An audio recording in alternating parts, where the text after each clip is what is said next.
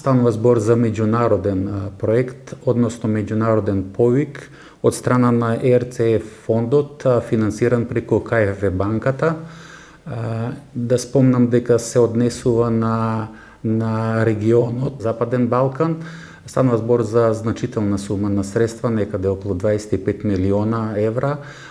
И во тој меѓународен проект ние како стручно училиште учествувавме, односно аплициравме, и да спомнам дека станува збор за проект во кој што треба да бидат задоволени одредени критериуми.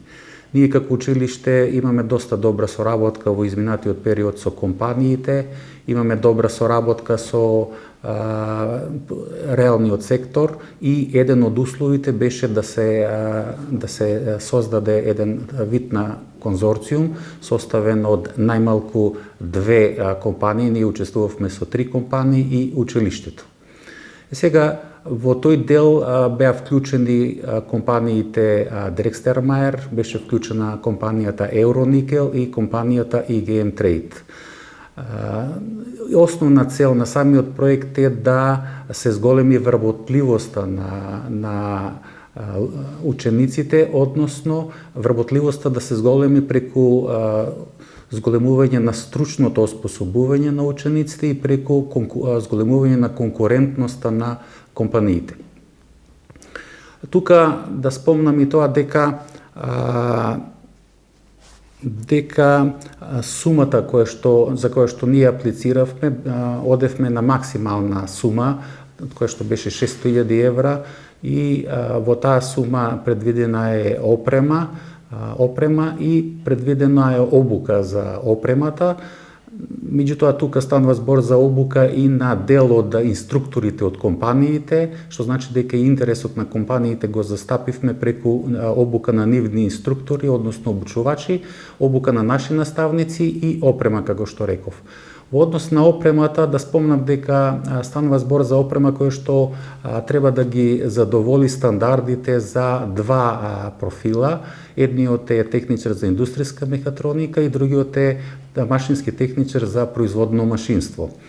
Во делот на техничар за индустријска мехатроника баравме опрема кој што одредени подрачја области ќе ги покрие. Тука станува збор за хидравлика, пнеуматика, електроника, роботика, делот за компјутерско управување на машини, односно CNC машини, што значи дека целата опрема при самата апликација ја специфициравме кои се нашите потреби и како резултат на овие сите активности, критериумите што ги задоволивме од страна на комисијата на ЕРЦЕФ грантот, беше доделен грантот на нашето училиште во државата. Покрај нашето училиште има уште едно стручно училиште кој што го доби грантот и јас сум посебно задоволен што ние сме ретко стручно училиште кој што успеа во оваа апликација.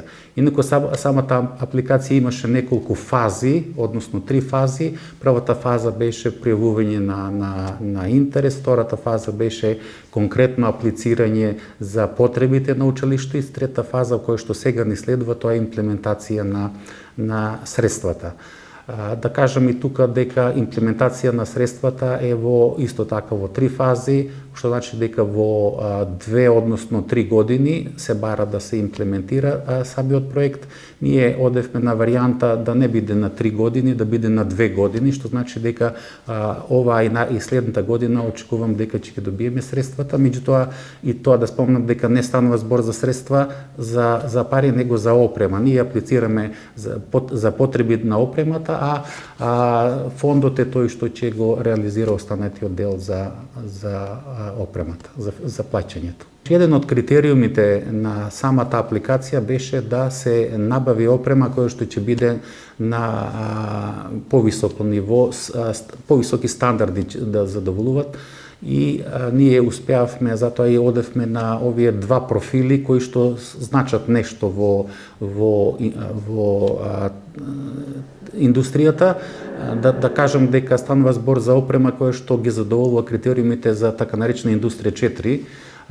Тука станува збор за роботика, роботски раки, тука станува збор за електроника, тука станува збор за автоматизација на одреден процес на производство и заради тоа успеавме во самиот проект, затоа што значи и модернизација, значи осовременување, значи и унапредување на наставата. Опфатен е теоретскиот дел, меѓутоа опфатен е и практичниот дел во делот на наставата.